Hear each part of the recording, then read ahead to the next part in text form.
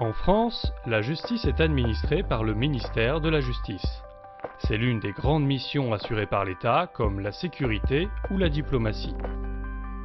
Le ministère, que l'on appelle aussi la chancellerie, est dirigé par le garde des Sceaux, ministre de la Justice.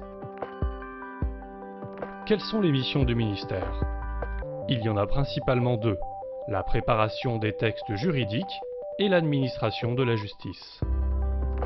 Au nom du gouvernement, il prépare les projets de loi et de règlement dans plusieurs domaines, comme le droit de la famille ou la procédure pénale. Il assure la gestion des juridictions et des services de la justice. Il prend en charge les personnes qui lui sont confiées par l'autorité judiciaire. Enfin, le ministère définit et met en œuvre des politiques publiques comme l'aide aux victimes et l'accès aux droits.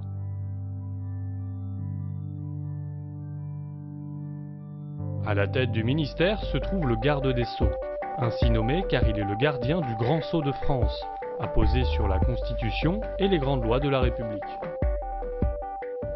Il est assisté des membres de son cabinet et du porte-parole. Auprès du ministre, l'inspection générale contrôle le fonctionnement des juridictions et des services de la justice.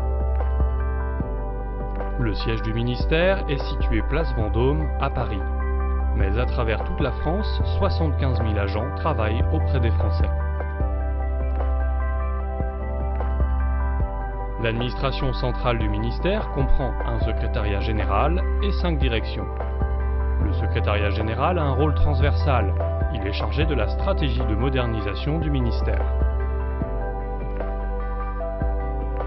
Il prépare le budget, gère les ressources humaines, assure les fonctions de support comme l'informatique et les télécommunications, les études statistiques, l'immobilier et la communication. Il conduit les politiques ministérielles pour l'accès des citoyens aux droits et à la justice, l'aide aux victimes, ainsi que les affaires européennes et internationales. La direction des affaires civiles et du Sceau prépare des projets de loi et de réglementation. Elle le fait en matière de droit civil et commercial. Elle participe aussi à l'élaboration du droit public et constitutionnel. Elle réglemente les professions judiciaires et juridiques, comme les avocats, les notaires et les huissiers de justice. Cette direction est également responsable du Grand Livre du Sceau, un registre dans lequel sont transcrits les titres de noblesse. C'est de cette ancienne fonction qu'elle tient son nom. La direction des affaires criminelles et des grâces élabore aussi des règles, mais pour la justice qui prévient et réprime les infractions, la justice pénale. Elle écrit les projets de réforme pour le droit et la procédure pénale. Sous l'autorité du garde des Sceaux, elle définit les politiques pénales, anime et coordonne l'exercice de l'action publique qui est mise en œuvre par les procureurs. Enfin, elle gère le casier judiciaire national où sont enregistrées, entre autres, toutes les condamnations pénales des citoyens. Elle est appelée direction des affaires criminelles et des grâces car elle examine les recours en grâce adressés au président de la République.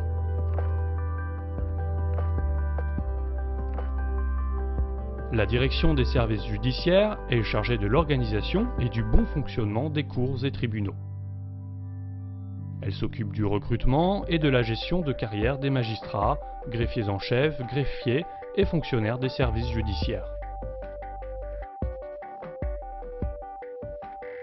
Elle conduit une politique de modernisation des juridictions et améliore leurs méthodes de travail. Enfin, elle répartit les moyens nécessaires au fonctionnement des juridictions. La direction de l'administration pénitentiaire participe à l'exécution des peines et à la réinsertion des personnes qui lui sont confiées. Elle prend en charge les personnes placées sous main de justice, qu'elles soient déjà condamnées ou en attente d'un jugement. C'est une force de sécurité publique qui travaille en détention ou à l'extérieur.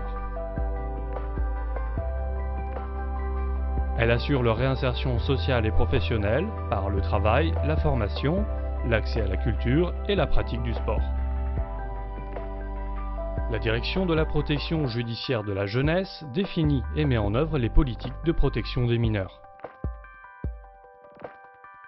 Elle évalue la situation des mineurs délinquants ou en danger pour aider les magistrats dans leurs décisions. Pour les mineurs ayant commis des infractions, elle met en œuvre les décisions des juges dans ces structures d'accueil. Elle prend en charge leur éducation et leur insertion sociale, scolaire et professionnelle. Enfin, elle contrôle la qualité des prises en charge dans les établissements éducatifs, qu'ils soient publics ou associatifs. Le ministère compte également 4 écoles qui assurent la formation initiale et continue. L'École nationale de la magistrature pour les juges et les procureurs,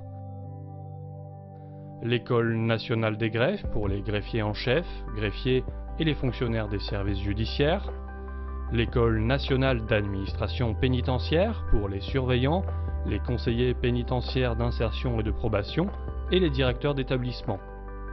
Et enfin, l'École nationale de protection judiciaire de la jeunesse pour les éducateurs, les directeurs de service et les intervenants du monde de la protection de l'enfance.